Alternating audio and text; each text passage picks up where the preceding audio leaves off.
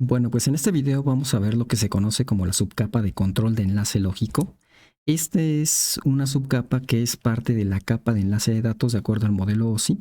Recuerden que vimos en otro video que en el modelo OSI tenemos la capa 2 de nivel de enlace y también ya habíamos visto que esta capa se divide en dos subcapas, lo que se conoce como la subcapa de acceso al medio, por sus siglas en inglés MAC, y la capa de control de enlace lógico, por sus siglas en inglés LLC. Ahora, ya hemos visto en otros videos varios detalles que hay con respecto a la capa de acceso al medio. En este video vamos a ahondar en las funcionalidades que tiene esta capa de control de enlace lógico. Esas funcionalidades pues son lo que se conoce como servicios de conexión. También está lo que se conoce como control del flujo de la información, algo que se conoce como acuses de recibo y detección de errores. En realidad todos estos temas están muy relacionados, entonces ahorita vamos a ahondar un poco más al respecto. En particular, esto que se conoce como servicios de conexión, pues para los servicios de conexión hay varios tipos, se clasifican en diversos tipos. Para que quede claro qué diferencias hay entre estos tipos de servicio, primero tenemos que hablar también de lo que es un servicio con confirmación. Entonces vamos a hablar de lo que es un servicio con confirmación. ¿Okay? Y la idea aquí es en realidad una idea pues muy simple. Tienen un emisor, tienen un receptor. En una red de telecomunicaciones, pues el emisor envía un mensaje, información al receptor, y si todo va bien, idealmente esa información la recibe el receptor. ¿Okay? Ahora podría ocurrir que haya ciertos problemas en la red y entonces ese mensaje que envió nunca llega al receptor, que se pierda en la red. ¿Okay? Entonces, para evitar ese tipo de problemas se usa algo que se conoce como confirmación. La idea aquí es básicamente de que el emisor, siempre que envía un mensaje al receptor, se queda en espera de confirmación, de un mensaje de confirmación. ¿Ok? Y entonces lo que ocurre es que el receptor, cuando recibe un mensaje, le envía un mensaje de confirmación de que todo está bien, de que el mensaje lo recibió correctamente. Y entonces ese mensaje, cuando lo recibe el emisor, pues ya da por sentado de que recibió correctamente ese mensaje, ¿no? Y si tiene más información que enviar, pues se repite otra vez el proceso. Vuelve a enviar otro mensaje, el receptor le envía su mensaje de confirmación y así se repite hasta que se haya enviado toda la información que se necesita. Eso es lo que se conoce como un servicio con confirmación. Ahora, en algunos sistemas no se tiene esa confirmación. Es decir, hay servicios que se les conoce como servicios sin confirmación. ¿Okay? Y la idea aquí es básicamente de que el emisor envía sus mensajes y nunca está esperando una confirmación, simplemente pues prácticamente no le interesa si llegaron o no bien los mensajes, lo único que sabe es que envía mensajes a través de la red y espera de que ese mensaje llegue al receptor. ¿Okay? Esto es lo que se conoce como servicio sin confirmación. ¿Ok? Perdón. Y ahora también tenemos algo que se conoce como servicio con conexión. Ahora, este servicio con conexión también podemos hacer un dibujito para ilustrar qué es esto de una conexión. Pero la idea es básicamente que en una red el emisor y el receptor, para que llegue su mensaje, ese mensaje puede llegar a través de nodos intermedios hasta que llegue a su destino. Entonces puede ser que a lo mejor en esta red hay otros nodos intermedios que permiten enviar ese mensaje como intermediarios. Entonces el emisor puede enviar su mensaje a lo mejor a esta red o lo puede enviar a esta. O si lo enviaste de aquí, también lo puede enviar aquí o aquí.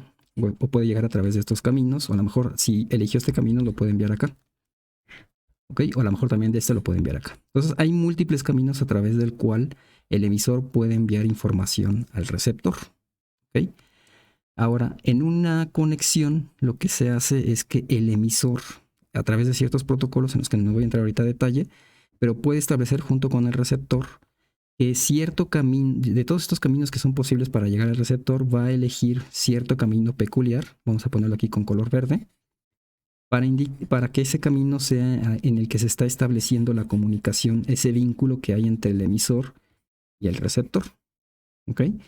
Y la idea de esto, entre otras cosas, es también asegurar que los paquetes que se envían en orden. ¿Ok? Porque al enviarse la información por un camino predeterminado, entonces tienen la certeza de que si envían esos paquetes en orden, se van a recibir también aquí en orden. Eso sería muy diferente si, por ejemplo, envían un paquete por esta ruta y otro paquete de la información lo envían por esta ruta y cuando lleguen aquí pues van a llegar desordenados. ¿Ok? Entonces eso en parte también es la idea de tener un servicio con conexión. Otra de las ventajas que tiene el servicio con conexión es que el emisor y el receptor pueden establecer a través de esta conexión toda la información que tienen que enviar y solo hasta que hayan enviado toda la información que necesitan pueden dar por terminada la conexión y al dar por terminada esa conexión pues ya este vínculo como tal desaparece. Bueno, no físicamente de la red, pero sí lógicamente de la conexión y entonces del enlace que tenían el emisor y el receptor. Y entonces ya se da por sentado de que al cerrar la conexión ya se terminó de enviar la información que necesitaba enviar el emisor al receptor. ¿Ok? Entonces eso es en esencia lo que se conoce como un servicio con conexión. Y ya una vez que tenemos en cuenta estos conceptos, podemos entonces ahora sí hablar un poco más a detalle de lo que son los diversos tipos de servicio que son parte de esto de lo que se conoce como servicios de conexión. Uno de esos servicios es lo que se conoce como servicios sin conexión. Perdón, aquí lo subrayé mal. Servicios sin conexión ni confirmación. ¿Ok? Entonces ahí van a tener que un emisor está enviando información a un receptor y nunca está esperando que el receptor le envíe un mensaje de confirmación. Eso nunca lo va a esperar el emisor.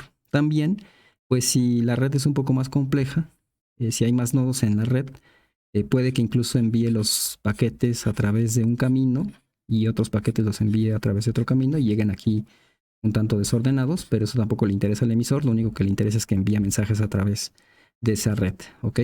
Entonces, eso es lo que se conoce como un servicio sin conexión ni confirmación. Un ejemplo de ello es justamente Ethernet.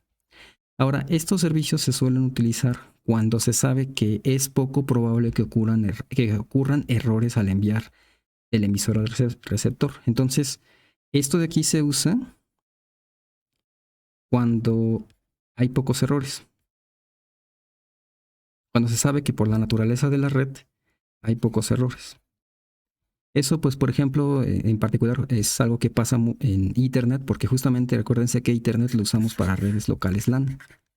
Y podemos establecer cables de par trenzado para conectar, por ejemplo, un switch con una computadora. Y esa computadora a su vez puede estar conectada de manera a través del switch. Puede estar conectada con otra computadora por acá. Y si se envían mensajes, se envían a través de esos cables de red de par trenzado, que se sabe que son en general bastante fiables. Y pues es poco común que puedan llegar a ocurrir errores entre los mensajes que se envían en ese emisor y receptor, ¿ok? Entonces, en ese tipo de casos se utiliza este tipo de servicio.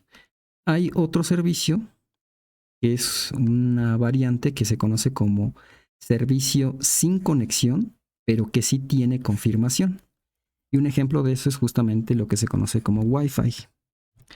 Y en el caso de Wi-Fi, justamente por la naturaleza de esta tecnología, podemos tener, por ejemplo, un dispositivo móvil, a lo mejor, no sé, una tableta, y esa tableta va a enviar información a través de radiofrecuencias.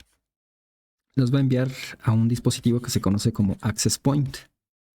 ¿Ok? Y entonces, usualmente lo que se hace es que en esta tecnología Wi-Fi se usa para conectar de manera inalámbrica dispositivos dentro de una red LAN. ¿Ok? Entonces, este Access Point a su vez puede estar conectado con un switch. Y este switch puede encargarse de enviar información a otra computadora o incluso múltiples computadoras. Aquí estoy describiendo una arquitectura muy simple para una red LAN, pero la idea entonces es que a través de Wi-Fi ustedes pueden agregar dispositivos a una red local, ¿ok? Y el detalle es que justamente por la forma en cómo funciona Wi-Fi puede ocurrir que estas señales, estas radiofrecuencias que se están enviando, se puedan perder en el medio. Y entonces envían un mensaje y ese mensaje se pierde y nunca llegó al access point, que era el receptor. Entonces el emisor, que es su dispositivo móvil, puede estar enviando información y nunca llegó al access point, ¿ok? Y entonces, pues aquí justamente por este detalle de que sí es más común que ocurran errores dentro de Wi-Fi, es que en este tipo de redes se incorpora el mecanismo de confirmación. Y entonces lo que ocurre es que el emisor siempre está en espera de una confirmación. Si no llega un mensaje de confirmación de que le llegó al receptor, vuelve a intentar enviar ese mensaje. Y si en esta ocasión ahora sí se envía el mensaje correctamente, entonces el access point le va a responder con una confirmación y entonces va a poder va a proceder a seguir enviando los siguientes pedazos de información que tenga que enviar hasta que haya terminado toda la transmisión que era necesaria. Estoy simplificando aquí mucho este aspecto, pero la idea intuitiva es básicamente esta que les acabo de describir. Y este es un ejemplo Wi-Fi de un servicio sin conexión con confirmación. ¿Okay? Ahora, ya un servicio mucho más completo sería lo que justamente es un servicio que está orientado a una conexión y también que tiene confirmación. Pues también como ustedes ya seguramente están intuyendo, esto se usa mucho también cuando se sabe que la red puede tener o puede ser susceptible de muchos errores. Aquí lo estoy escribiendo mal, disculpen, pero aquí quería decir la red puede tener varios errores. Entonces, cuando tienen una red en la que puede ocurrir, por la naturaleza de la red, pueden ocurrir múltiples errores. Por ejemplo, la posibilidad de que ocurran esos errores es mayor a medida que la distancia es mayor entre los dispositivos. Entonces, a medida que es mayor esa distancia, es más probable que ocurra ese tipo de errores. Y entonces ahí es cuando es importante tener confirmación y también es importante que tengan una conexión para asegurarse de que los paquetes llegan en cierto orden. Si a ustedes así les conviene también para agilizar el proceso de comunicación. Pero también otra cosa que no mencioné ahorita, que tiene de importante las conexiones, es que se pueden establecer con las conexiones mecanismos de seguridad de tal manera que los mensajes viajen en una comunicación cifrada. Eso también se puede hacer con conexiones. Entonces, en parte, un ejemplo de un servicio que utiliza esto, de una tecnología que utiliza esto, bueno, mejor dicho, un protocolo, es justamente el protocolo TCP. Vamos a ver este protocolo más adelante, pero la idea básicamente es que en este protocolo se incorporan mecanismos de confirmación y de conexión que permiten enviar mensajes en redes incluso del tipo WAN. Y entonces en redes WAN, que por la naturaleza de estas redes es común que haya dispositivos a grandes distancias, el tener estos mecanismos de conexión y confirmación nos permite tener cierta certeza de que los mensajes van a llegar al receptor, ¿ok? Por otra parte, tenemos dentro de lo que es la capa de control de enlace lógico, esto que se conoce como flujo de la información, control de flujo de la información. Aquí la idea básicamente es que queremos que el emisor envíe cierta información, cierto número de bits por segundo al receptor, ¿sí? Pero queremos que esa información enviarla de tal manera que no vaya a abrumar de información al receptor, que el receptor sea incapaz de procesar esa información que está enviando. Entonces a eso se refiere esto de control de flujo de la información. Y para esto hay varios tipos de control de flujo, pero los más esenciales son básicamente los siguientes. Uno es usar lo que se conoce como control de flujo basado en retroalimentación. Como su nombre lo indica, la idea aquí es básicamente que el receptor va a estar enviando mensajes son similares a los mensajes de confirmación, pero a través de estos mensajes nos va a estar indicando si puede o no puede enviar más información el emisor. ¿Ok? Aquí se usa algo muy especializado que se conoce como protocolos ARC. Estos protocolos, por sus siglas en inglés Automatic Repeat Request, en esencia la idea es que el receptor le va a estar indicando de alguna manera al emisor si puede o no continuar enviando más información. ¿Ok? Estos protocolos los vamos a estudiar más adelante cuando justamente nos adentremos en lo que es el protocolo TCP, porque como parte del protocolo TCP se utilizan ciertas técnicas que están relacionadas con esto de los protocolos ARC. ¿Ok? Otra alternativa es que se use lo que se conoce como control de flujo basado en tasa. Aquí, a diferencia del control de flujo basado en retroalimentación, aquí en esta otra técnica, en este otro tipo de control de flujo, no se le va a consultar del todo al receptor acerca de si puede o no se puede seguir enviando información, sino que se van a utilizar ciertos algoritmos y técnicas que van a ir variando las tasas de transmisión de tal manera que se estima, se hace una estimación de si esa información se está recibiendo correctamente en el receptor.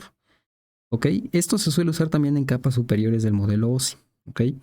Pero bueno, esta es como la idea general, pero lo más común es usar este tipo de que se conoce como control de flujo basado en retroalimentación. Como les comentaba hace rato, justamente el protocolo TCP usa este tipo de mecanismos como parte de la capa de transporte. ¿Ok? Entonces, sobre esto del control de flujo basado en retroalimentación, más adelante, justamente cuando lleguemos al protocolo TCP, vamos a ver que justamente están de los mecanismos más utilizados de esos protocolos ARC, está el Stop and Wait ARC, el parada y espera, el Go Back N ARC y el Selective Repeat ARC. Ahora, como les comentaba, esto lo vamos a estudiar más a fondo cuando lleguemos al protocolo TCP. En principio, aunque esto es de acuerdo al modelo OSI, esto es parte de la capa de enlace, al menos en la cuestión de lo que se refiere a arquitectura de computadoras, que se basan principalmente en el protocolo TCP/IP, estos mecanismos más bien los suele usar en capas superiores lo que es el protocolo TCP. Ok, entonces vamos a retomar estos temas más adelante, pero al menos esto es para que tengan una idea general de qué es lo que dice, qué es lo que sugiere el modelo OSI y cómo se compara ya con la realidad, que por ejemplo en este caso en el protocolo TCP/IP, pues esto es más bien parte de capas superiores. Ok. Y bueno, vamos a terminar este video justamente con un tema muy interesante que se conoce como detección de errores. Aquí en esto de detección de errores la idea es básicamente que el emisor, pues si está enviando un mensaje a este receptor, puede ser que el mensaje llegue correctamente, pero a lo mejor al enviar el mensaje ocurre cierto error en la red que cambia cierto bit de información. Si a lo mejor aquí se está enviando una cadena de bits, y a lo mejor la cadena de bits que originalmente se quería enviar era 1100, a lo mejor puede ocurrir que hay un pequeño error en la red y entonces el mensaje se cambia a 1110. Ya hubo un error aquí. Y entonces lo que queremos es detectar esos errores. Queremos detectar esos errores en el receptor para que en caso de que haya ocurrido un error, el receptor le pueda indicar al emisor que hubo un error en la transmisión y que necesita volver a enviar ese mensaje. ¿Okay? Hay varias técnicas para detectar esos errores. Yo les voy a describir aquí muy brevemente, de manera muy intuitiva, estos mecanismos. Hay una rigurosidad detrás de esos mecanismos, pero vamos a ver intuitivamente cada uno de ellos. Y una de las técnicas más básicas para detectar errores es lo que se conoce como detección basada en paridad.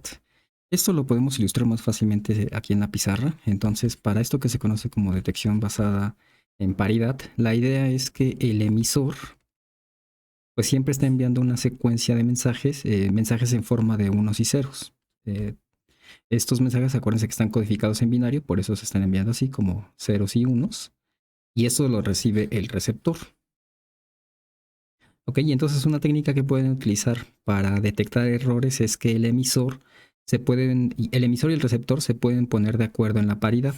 Es decir, pueden ponerse de acuerdo si siempre van a enviar un número impar de unos o si siempre van a enviar un número par de unos. ¿Ok? Vamos a suponer que para este ejemplo se ponen de acuerdo el emisor y el receptor y dicen vamos a enviar siempre un número impar de unos. ¿Ok? Y entonces, para que este ejemplo lo puedan ver un poco más claro, podría ser que el emisor entonces quiera enviar una secuencia de, por ejemplo, de 7 bits. Lo que se hace en estas técnicas de paridad es que al mensaje original se le agrega un bit de paridad. Entonces, si originalmente este mensaje tenía 7 bits, vamos a enviar en total 8 bits. ¿Ok? Y entonces, para que esto quede claro, el emisor podría hacer algo como esto. En el emisor, el mensaje original a lo mejor tiene la siguiente forma. Vamos a poner esto en un recuadro para que sea más claro. Entonces este sería el bit 1, el bit 2, el 3, el 4, el 5, el 6, el 7 y el 8. Entonces este octavo bit que voy a poner aquí, este es el bit de paridad. ¿Ok? Y podría ser que este emisor pues quiera enviar un mensaje a lo mejor con los siguientes dígitos, ¿no? A lo mejor quiere enviar un mensaje que tiene el 1, el 1, el 0, el 0, el 1, el 1 y el 0, ¿ok?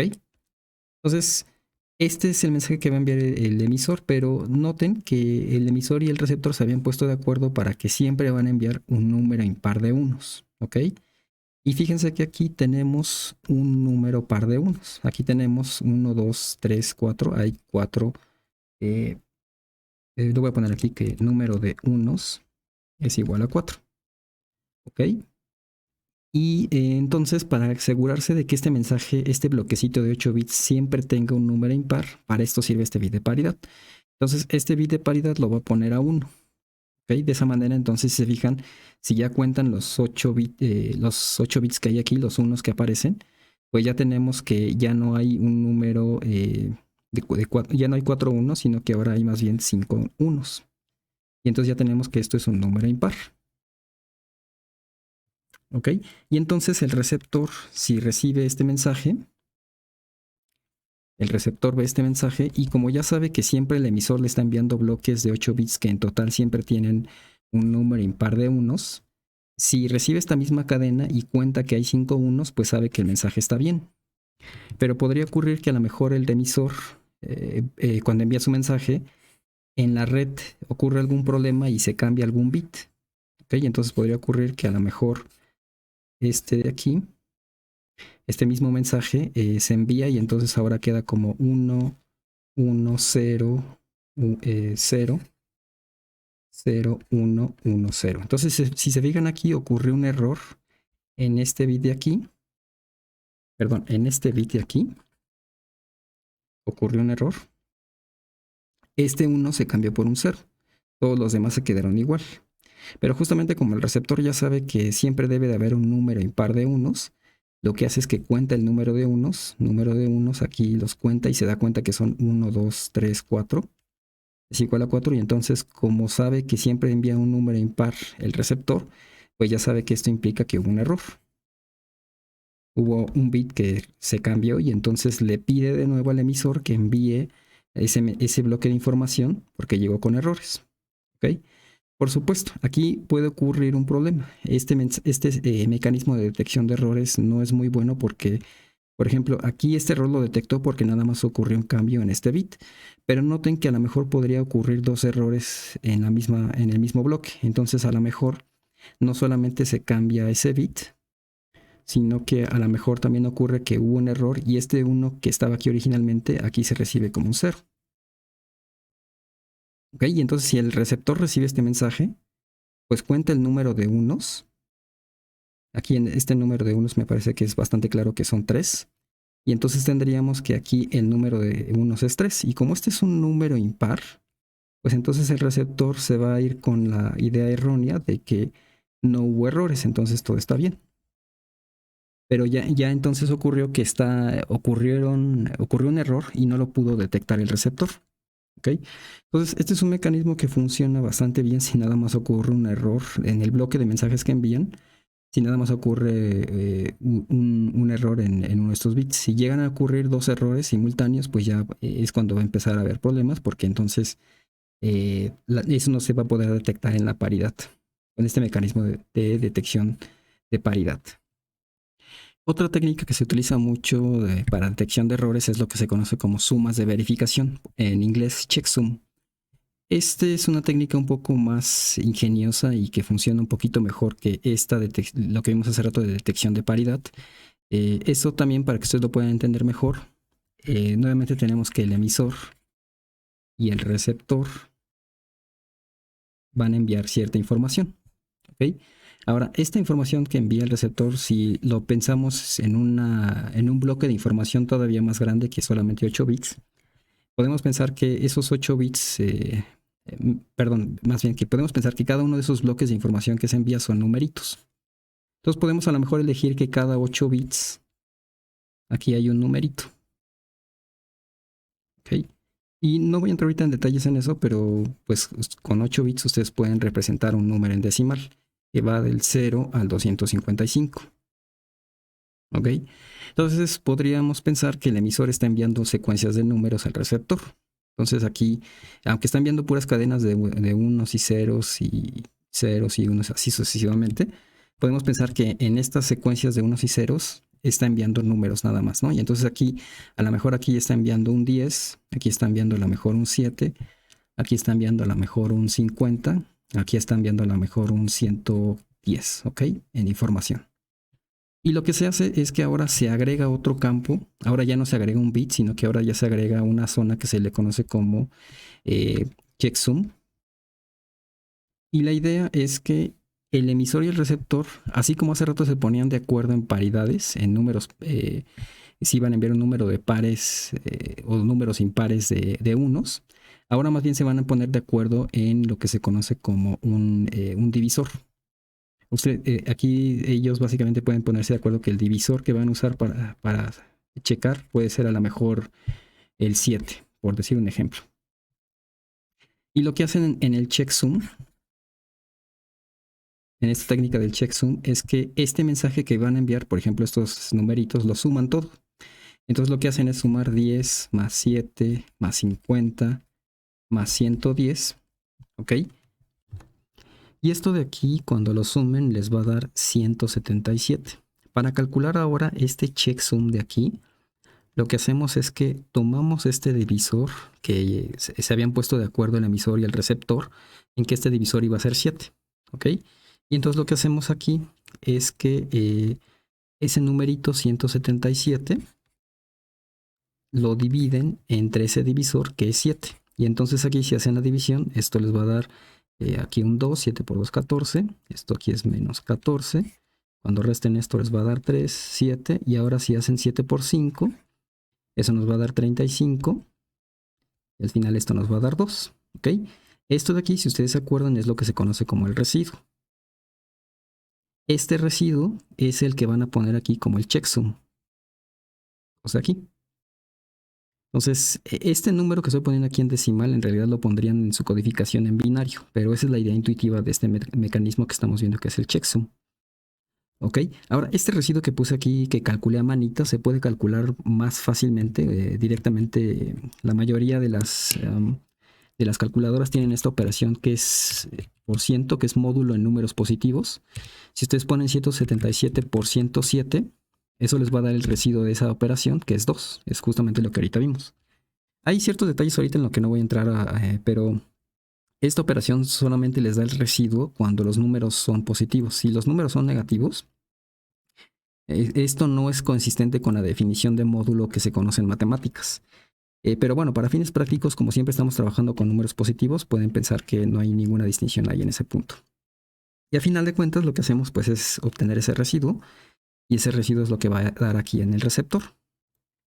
Y entonces ya nada más para que el emisor pueda detectar errores, lo que hace es que entonces esto es lo que envía el emisor, y el receptor entonces pues puede recibir esta secuencia de unos y ceros, que a final de cuentas son estos numeritos de aquí arriba, ¿ok? Y si todo va bien, pues va a recibir esta misma secuencia de números en binario. Va a recibir el 10, el 7, el 50, el 110 y luego el 2. ¿Ok? Y entonces lo que hace es que vuelve a hacer la suma de estos números, que va a ser básicamente otra vez esto de 10 más 7 más 50 más 110. Otra vez va a ser la operación de dividir 177 entre este número 7. Y si al final le sale que el residuo es el mismo que viene aquí, que viene en esta parte, que es básicamente el checksum, pues entonces va a concluir que todo fue bien, que no hubo ningún error. ¿Ok? Por otra parte, si hay algún error, si por ejemplo ocurriera que al recibir este mensaje, los bits que estaban representando este número 50 cambiaron, y entonces aquí en lugar de recibir un 50, está ahora recibiendo un número, a lo mejor un 51, pues cuando sume este número de aquí, lo que les va a dar no va a ser 177, ¿sí? Ahora le va a dar 178, ¿sí? Si ustedes hacen la suma aquí pueden constatar eso. Ok, y si ustedes calculan el residuo de 178 entre 7, ¿sí? El residuo lo vamos a poner aquí rápido con la calculadora. Perdón, es 178, lo estoy escribiendo mal, 178 residuo con 7, eso nos da 3. Ok, entonces este residuo les estaría dando un 3, ok, y entonces eso nos estaría indicando que hubo un error, porque justamente esperábamos que el checksum fuera 2, pero aquí obtuvimos un 3 de residuo. Como no coincide con este, podemos concluir que hubo un error. ¿Ok? Y esta es en esencia la técnica que se usa para esto de el checksum. Básicamente se hacen estas sumas, por eso el nombre de checksum, suma en inglés. Y lo que se hace es checar si los residuos coinciden. Si no coinciden, pues se determina que hubo un error y el receptor le puede pedir al emisor que vuelva a enviar el mensaje. Ok, esto también, si se fijan en particular, es un mecanismo un poco más eficiente porque a final de cuentas, si se ponen a revisar con cuidado este procedimiento, lo que hacen con paridad es algo muy similar a lo que estamos haciendo aquí, pero realmente nada más están haciendo una división con un 1 o con un 2. Perdón, lo estoy diciendo mal. Están haciendo una división entre 2 para determinar si el número es par o impar. Y aquí, si se fijan, al elegir un divisor que es más grande que 2, pueden detectar más posibilidades en las cuales puede estar ocurriendo errores. Entonces, este divisor también se elige de acuerdo a ciertos criterios en los que ahorita no voy a entrar tan a detalle, pero esta es la idea básicamente intuitiva de cómo funciona este procedimiento. ¿Ok? Ahora, aquí también este procedimiento puede tener problemas, puede también tener errores. Por ejemplo, nuevamente puede ocurrir que un número aquí se incremente y otro decremente. Por ejemplo, aquí en este receptor, si este era el mensaje que se está enviando, nuevamente aquí podría ocurrir que hubo un error con este 50 y se recibió este 51, que es un error, pero a lo mejor ocurre otro error en este otro bloque que en lugar de recibir un 7, aquí a lo mejor estamos recibiendo un 6. ¿Ok? Entonces, si aquí recibimos un 6, si ustedes suman todo esto, esta suma de aquí, voy a borrar esto de aquí. Cuando sumen estos numeritos les va a dar justamente 10 más 6 más 51 más 110. Eso les va a dar 177. ¿Ok? Y entonces, como ya tenemos el mismo número de hace rato, cuando dividan 177 entre 7, eso en su residuo les va a dar un 2. ¿Ok? Y entonces el emisor, el receptor incorrectamente pensaría que esto no tiene errores. Y entonces diría, todo va bien, esto no tiene errores, pero en realidad sí hubo errores que cambiaron el mensaje de una manera pues bastante extensa aquí en estos bloques, ¿ok? Para que tengamos estos números. Entonces, no es un mecanismo que está libre de errores, pero sí es un poquito más eficiente es un poquito mejor que el mecanismo de detección de errores por paridad. Y ahora, en cuanto a esto de códigos de redundancia cíclica, bueno, este es un tema que requiere un background un poco profundo en matemáticas para poder entender realmente cómo funciona este proceso, este mecanismo.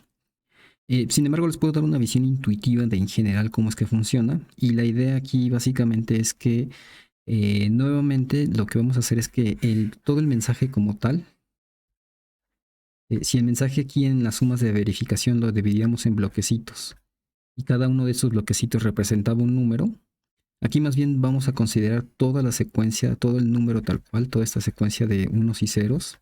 Esto al final, si convertimos toda esta secuencia en un número decimal tal cual, podemos pensar que a lo mejor no sea, a lo mejor es 15.380, por decir algo. Y de igual manera, como se hacía en las sumas de verificación, el emisor y el receptor se ponen de acuerdo en un divisor. Entonces ambos se ponen de acuerdo en un divisor. Por decir un ejemplo, vamos a suponer que fuera 7, pero también este divisor, el cómo elegirlo, tiene sus peculiaridades. Y intuitivamente lo que se hace, el cómo funciona este procedimiento, ahorita les voy a detallar un poquito más, pero intuitivamente la idea es que este número se vuelve a dividir entre 7. Y al dividir este número también, pues aquí va a salir un residuo, como se hacía con el checksum. ¿Ok? Y entonces ese residuo como tal es lo que se pone aquí como un bloque adicional en esto que se le conoce como el segmento del CRC, que básicamente es una codificación en binario de este residuo. ¿Ok? Ahora aquí estoy tratando de darles una idea intuitiva porque no es exactamente así como funciona. Si entramos un poquito más a detalle de cómo funciona esto, en realidad esto requiere ahondar un poco en algunas cuestiones de álgebra. Básicamente cómo funciona es de la siguiente manera. Bueno, voy a simplificar algunas cosas aún así, pero vamos a regresar al ejemplo de que teníamos el emisor, el receptor, estaban con este divisor de 7. Lo que hacíamos en el checksum es que teníamos estos bloques en números Pero ahora más bien el mensaje realmente, como se ven este número 10, por ejemplo, si es de 8 bits, es que van a tener pues esta secuencia de ceros y unos. Para este otro número 7 se vería también como esta otra secuencia de ceros y unos. Y para este 50 de aquí también tendrían esta otra secuencia de ceros y unos. Y para este 110 tendrían toda esta otra secuencia de ceros y unos, ¿ok? Y entonces al final lo que hacen es que toda esta secuencia de aquí se representa como un polinomio, ¿ok? Y entonces aquí van a decir que, suponiendo que ese fuera el mensaje que se va a enviar, todo esto de aquí, este, si se fijan, es el bit que está en la posición 0. Este es el bit que está en la posición 1, este es el que está en la posición 2, este es el bit que está en la posición 3 y así sucesivamente. Y el transformar esto a un polinomio se hace de la siguiente manera. Este número 0 que está aquí, vamos a decir que es 0 por x a la 0, este 0 de aquí. Este de aquí, este 1, se va a transformar en 1 por x a la 1. ¿Ok? Este otro número de aquí. Este tercer dígito, que es el bit número 2, que tiene este número 1 asociado, ahora va a ser 1 por x al cuadrado. Este 0 de aquí se va a transformar en 0 por x al cubo y así sucesivamente van armando un polinomio que va a tener como coeficientes estos numeritos de aquí y el grado va a ser el número de bit en el cual está ese polinomio. ¿Ok? Y entonces el detalle aquí, tal cual como se hace, es que este divisor de aquí que teníamos también se representa en forma de polinomio. Este 7 de aquí, pues ya vimos que este 7 se representa en binario como 0, 0, 0, 0, 0, 1, 1, 1. ¿Ok? Que también si lo vemos como un polinomio, sería un polinomio de la forma x al cuadrado más x más, bueno, más 1, básicamente. Aquí. Este es un x a la 0, pero por este 1, pues es como si hubiéramos puesto x a la 0. ¿Ok? Entonces, básicamente este es otro polinomio. Y entonces lo que hacen para calcular ese residuo realmente es que hacen una división de esos dos polinomios. Entonces tendrían todo este polinomio de aquí, que vamos a llamar p de x. Toman ese polinomio y lo dividen entre ese divisor de dx, que vamos a decir que este divisor de dx es este de aquí. Entonces, este polinomio de aquí lo vamos a denotar como dx. ¿Ok? Ahora, el detalle es que esta división que se hace entre estos polinomios, por ciertos detalles técnicos que hay con respecto al acarreo en números binarios, lo que se hace es que no se hace tal cual la división de polinomios que conocemos, por ejemplo, de la división de polinomios que uno suele hacer en bachillerato, por ejemplo, sino que más bien es una división de polinomios, pero tiene la peculiaridad de que estos coeficientes, estos numeritos ceros y unos, estos numeritos, el 0 y el 1, se toman como elementos del campo ZDN, específicamente del campo Z2. Y esto ya tiene que ver con cuestiones de álgebra, pero la idea es que existen ciertas estructuras algebraicas que se les conoce como campos, que en esencia tienen un conjunto. Este conjunto puede ser algo tan simple como este 0 y 1, una operación de suma y una operación de multiplicación. Y pueden definir esta suma y esta multiplicación para que cumpla algo que se conoce como axiomas de un campo. Y bueno, esto de qué es los axiomas de un campo, pues básicamente, bueno, ustedes ya conocen intuitivamente un campo a través de la multiplicación que son con los números racionales, la multiplicación y la suma con números racionales, es un campo como tal. Entonces, estos elementos, ustedes pueden definir esos mismos axiomas para conjuntos más simples. Les digo, esto tiene que ver con un tópico más de álgebra, pero la idea es que pueden definir estas operaciones de suma y multiplicación para que no exista este concepto de acarreo que sí existe cuando hacemos una división común y corriente con ceros y unos, sino que aquí más bien, por ejemplo, pueden definir que la multiplicación, perdón, que la suma de 0 más, lo estoy diciendo mal, que la suma de 1 más 1 sea igual a 0, por ejemplo. Entonces, hay otras reglas que se definen para la suma. Para la multiplicación también se definen reglas para qué significa hacer 0 por 0, que esto al final de cuentas es 0, 0 por 1, es igual a 0. No voy a poner aquí todas las reglas porque la idea es básicamente que en base a esas reglas eso les va a decir qué significa trabajar con estos coeficientes para hacer la división de polinomios. ¿Qué significa que multipliquen 1 por 0 o que tengan que sumar 0 más 1 o 1 más 1 y todo eso, esas operaciones que se ven aquí en esta división de polinomios?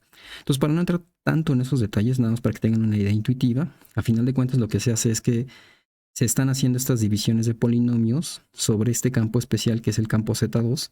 Y por ciertas cuestiones que ya no voy a entrar también tan a detalle, esto básicamente les define un anillo de polinomios en el campo Z2. ¿Okay? Y aquí hay otras cuestiones de álgebra muy delicadas y un tanto complejas, pero estos polinomios que se eligen aquí, en particular este polinomio que se elige como divisor, se elige para que en términos simples sean más, bueno, digamos que intuitivamente se cubran más casos, se pueda detectar más casos en los que pueden ocurrir errores. Y por la forma en cómo trabaja este algoritmo es capaz de detectar una mayor cantidad de errores que los otros esquemas que vimos hace rato. El punto aquí es que cuando hacen todas estas operaciones, a final de cuentas, intuitivamente están haciendo lo que les comentaba hace rato. Están tomando un número, dividiéndolo entre otro y fijándose en el residuo, y ese residuo es lo que básicamente es este CRC que ponen aquí. Y entonces el emisor, cuando envía su mensaje, pone ese CRC. El receptor vuelve a hacer este procedimiento para calcular si el CRC que obtiene es el mismo. Si es el mismo, deja pasar el mensaje. Si no coincide, pues entonces es que ocurrió un error. Y pues ya de ahí se puede solicitar que se vuelva a reenviar ese mensaje. Ok, entonces, y justamente este mecanismo de CRC se usa en un nivel básico en la capa 2, en las tramas de Ethernet. ¿Ustedes se acuerdan? Las tramas de Ethernet justamente tienen ahí un campo que se llama CRC, que es para que el emisor pueda calcular ese CRC y meter ese CRC aquí. De tal manera que el receptor puede revisar si el mensaje tuvo error. Noten que esto es diferente de hacer un mensaje de confirmación. La idea aquí es más bien que si el mensaje llega, el receptor puede saber si el mensaje tiene errores. Si tiene errores, puede solicitar que se vuelva a retransmitir ese mensaje. Eso es diferente de enviar un mensaje de confirmación en el cual les está avisando que el mensaje llegó, pero no necesariamente puede ser que ese mensaje esté correcto. ¿Okay? Hay ciertas distinciones ahí en las que ahorita no voy a entrar tan a detalle en algunos tecnicismos por ahí, pero básicamente esa es la idea intuitiva de estos códigos de redundancia cíclica. Y bueno, y espero que esto les dé un panorama general de cómo es que funcionan estos mecanismos de detección de errores. El más utilizado al final, por las ventajas que tiene, justamente es este de códigos de redundancia cíclica.